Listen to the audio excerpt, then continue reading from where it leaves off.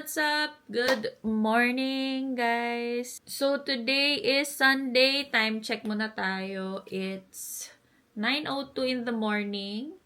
And ako lang mag-isa ngayon dito sa bahay. Si Cloud, nasa tournament siya ng school nila. And yung asawa ko, guys, pag Sunday, hindi namin talaga siya kasama. So, andun siya sa bahay niya kasi may pasok siya mamayang gabi. So, matutulog lang yung buong araw kasi hanggang 5 a.m. siya nagjo-duty doon sa sa company.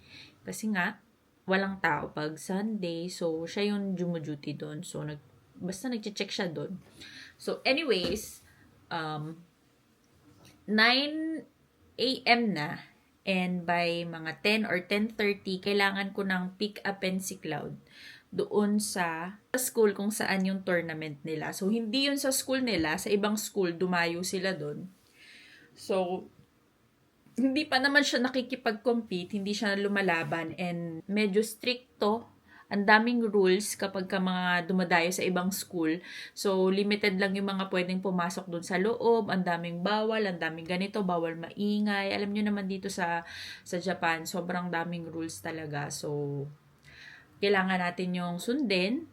And since hindi naman magko-compete si Cloud, hindi na lang din ako nanood. So, ayaw na muna natin makisali sa mga crowd. So, pagka dumating yung chance na si Cloud na ang nakikipag-compete, syempre hindi tayo mawawala dun, guys. Kasama ko kayo, 'di ba? So, anyways, ang ganap natin today, dahil mag-isa lang ako, maglilinis-linis muna tayo ng bahay kasi sayang yung oras. Ang dami nating gagawin. Actually, naglalaba na ako. Simulan na muna natin ang paglilinis and we'll see what will happen next. And gusto ko lang pakita ang aking shirt. Si Daryl, my baby! Hoy! So, kung fan kayo, alam niyo na ako sino tinutukoy ko. Ewan ko kahit ang dumi-dumi niyang tignan doon sa The Walking Dead. Parang, iba talaga eh. Iba yung galing niya. Alam niyo yun? Yung, lang. Ay! Ano ba yan? So, anyway, simulan na natin tayo matatapos dito. So, ako lang magsusundo kay Cloud. So, kinakabahan ako, guys. Kasi, kahit na matagal na ako nagda-drive, palagi pa rin akong ina-anxiety paminsan. Alam niyo yung anxiety kasi bigla yung umaatake na hindi nyo na alam, 'di ba? Bigla na lang gaganon yung anxiety nyo.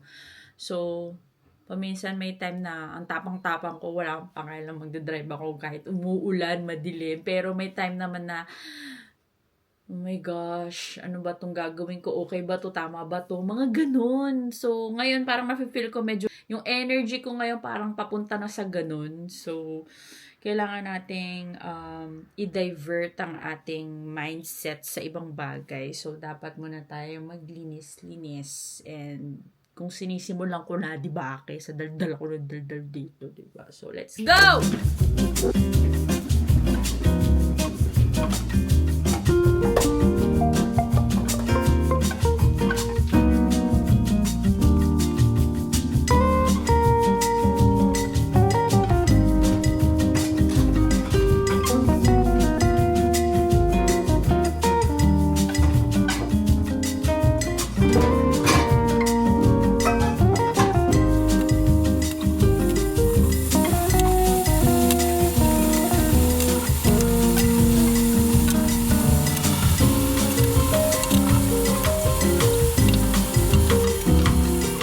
Check. It's 9:46. La la ya la ya la ya la la la la ya la ya la ya la ya la la ya la ya la ya la la la la ya la ya. Sua mãe me ligou contando uma história que a chuva levou todo equipamento. Time check, it's 10:27. So, kailangan na nating pick upin si Cloud kasi baka mamaya around 11ish matapos sila ng biglaan. So, mas maganda na yung nandudun na ako para in case na matapos sila ng maaga, ma-pick up ko siya kaagad. It's 10:30 na, so kailangan na nating puntahan si Cloud. And for sure, magsistay pa naman ako doon sa parking lot, doon sa lugar na yon. So, and I made it, guys. Ha! I need to tap myself for being so, very good. So, nakarating naman tayo, guys. Nakapaikot-ikot na rin ako. Yung available na parking lot para sa mga visitors ay puno na. So, hindi tayo nakapag-park doon. So, I decided na magstay na lang muna dito sa pinakamalapit na convenience store at nakakita ko na magandang spot. Medyo malilim kasi sobrang init talaga ngayon. It's around 29 degrees. Feeling ko 29 degrees lang yan pero ang pakiramdam talaga namang nasa 34. Ganon. So, huwag nating kakalimutang uminom ng tubig or anything, vitamins and minerals para sa hindi tayo ma-dehydrate dahil ang pakainit talaga. So, since nandito tayo, 11:18 time check and medyo wala pang message, naghihintay ako ng message nila. So, mukhang maya-maya pa sila. So, might as well tapusin ko yung mga dapat kong tapusin, lalo na ang vlog kasi napakadami ko talagang nakapile up na videos, nakailang sabi na ako kada video na nakapile up na siya. So, wala akong pasok. Yes, kung napapansin nyo ang aking weekend part-time job, hindi muna ako pumasok ng buong June kasi nga napaka-busy, ang daming ganap, may Saturday, may Sunday, so kada week na lang magsasabi ako hindi pala ako pwede ngayon, ganyan. So ang ginawa ko, tinotal pa ko na, binuo ko na ng buong June na ako ay mag-off. So wala muna tayong pasok ng weekend ng June, saka na tayo babawi sa July. So, dala ko ang aking iPad para makapag-edit tayo. And, yeah, edit muna tayo, guys!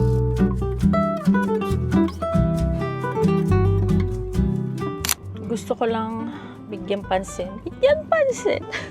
Gusto ko lang i-highlight ang aking pressed powder from pakaganda nito, guys. Sobra. Kakabili ko lang nito last time. So, gusto ko lang sabihin, pero magkakaroon ako ng separate vlogs about yung latest holy grail ko. Talaga namang for this summer. Hindi talaga yung face ko ba? Walang clogged pores, walang, alam nyo yun, walang haggardness, kahit puyat. Grabe to. Ang ganda talaga. Tsaka yung effect niya. So, gusto ko lang i-highlight if ever. Try nyo. Made in Korea to. And for sure, familiar kayo dito. So, ganda. Try it, guys. See? Isang beses pa lang ako naglagay kaninang morning. Tas naglinis pa ako. Ang init pa. But still, walang haggardness. Tsaka pag hawak mo talaga, paka-smooth. Yung parang balat talaga ng baby pag hinahawakan mo yung balat. Ay, sure.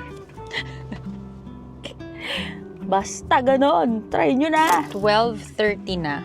So, hindi pa rin sila tapos. I think nanalo siguro sila. So, nandito pa rin tayo sa parking lot ng convenience store, ang Lawson. So, ako ay kailangan ng kumain. So, kain muna tayo. Sobrang init, guys. Tignan nyo kung gaano katirik ang araw. Talaga naman, super init naman talaga niya. Hindi matawaran ang init. So, punta na tayo doon at I think doon ako kakain sa loob ng Lawson para naman makapagpahinga ang engine ng aking sasakyan kasi ang tagal niya nang naka-on, no? So, pagpahingahin naman natin siya. Tapos tayo ay kumain na rin muna. Let's go. So, unfortunately, guys, ay wala pa lang. Hindi pwede mag-dine in doon sa Lawson. Wala silang place para makakain. So, dito pa rin tayo sa kotse. Wala tayong choice.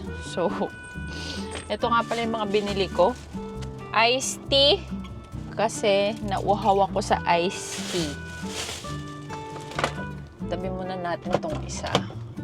Ito kasi, ano to parang Pocari Sweat, ganon, Gatorade, sa mga for dehydration. Ganon yung effect niya. So, medyo blunt yung lasa. Gusto naman natin medyo may lasa ngayon. And I got this. So, tuna na may spam, na may egg na onigiri. So, nauuso ngayon to dito. And first time ko matitikman yung sa Lawson. Ang nakain ko kasi yung sa Family Mart. So this one, I think mukhang masarap siya. And ininit ko na rin siya dun sa microwave. And my all-time favorite, ang lumpia nila.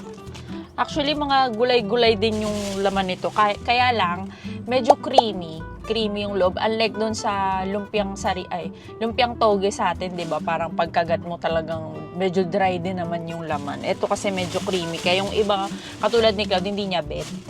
And then, kumuha na rin ako ng salad.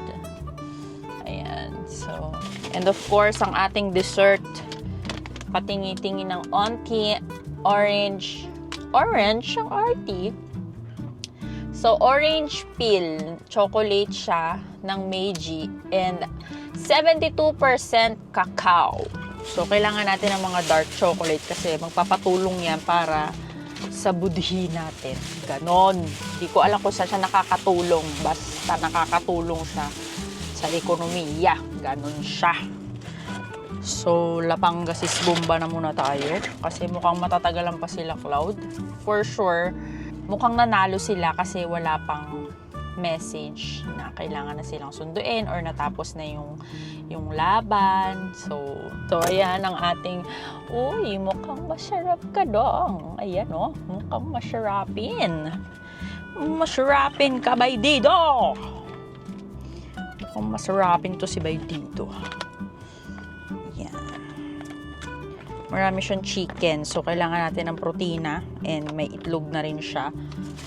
Actually, mukhang marami nga to pero wala tayong pake.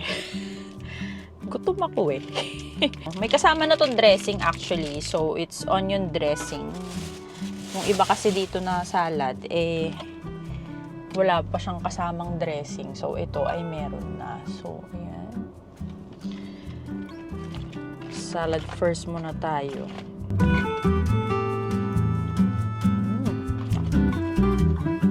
Maasim-asim. So, tatapusin ko rin yung kain ko. And then, manonood na rin muna ako ng ibang mga vlogs. And then, I'll get back to you guys. In fact, all the way up. So this is my first time taking a plane to Malaysia. It was supposed to be one way. It was strictly for the friends. So everything that's in my suitcase all here. Okay, tapos na daw ang tournament nila, Cloud. So, pick upin na natin siya. Let's go! Time check, it's 1:26. 何がここに青春の歌が私を包む